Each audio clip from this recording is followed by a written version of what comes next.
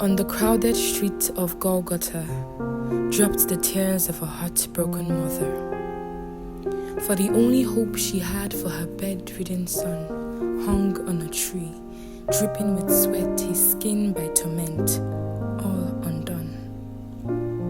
Cries of anguish filled the air, for the face once brimming with joy was caught in total despair. The glorious Savior she sought for days and nights was being made a mannequin of shame in broad daylight. The sound of hammers rang, his wounds gaped open, raw and deep. The angry crowd cursed and mocked. The one full of compassion was deprived of compassion by the very people among whom he walked. It was a gruesome sight.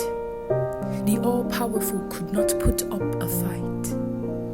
She had heard of the miracles he'd wrought, the blind seeing, the lame walking, the sick restored to health.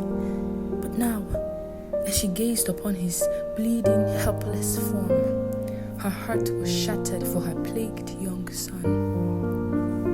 She stood there, frozen by grief. Tears fell like rain as she watched her esteemed Messiah give up his spirit. The road back home was greatly scorned, for she feared to break the news to her dying son. The Savior she had promised would set him free had bled to death on a cross of Calvary. The one she had promised would come around now rested in a tomb where the dead are bound. News soon reached her of the boy's fatal state. She had to hurry home before it was too late. As she raced through the door, she was met with a sad welcome. "Madam, your son is gone." She staggered to where he lay, drew his lifeless arm, and upon his silent chest her head was buried. She let go of every ounce of hope she had, except the quiet expectation of dying in his arms. 3 days passed and the stone was rolled. The tomb lay bare just as the prophets foretold, and news came rushing like a healing stream. He lives again.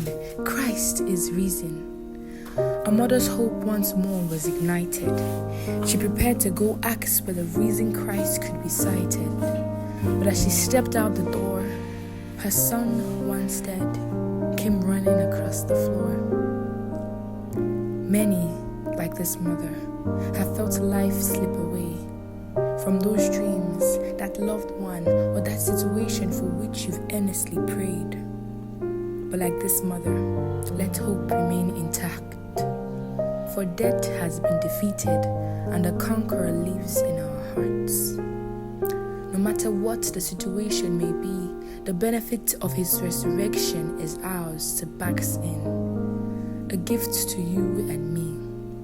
For as surely as Christ did ascend, he is our living hope of victory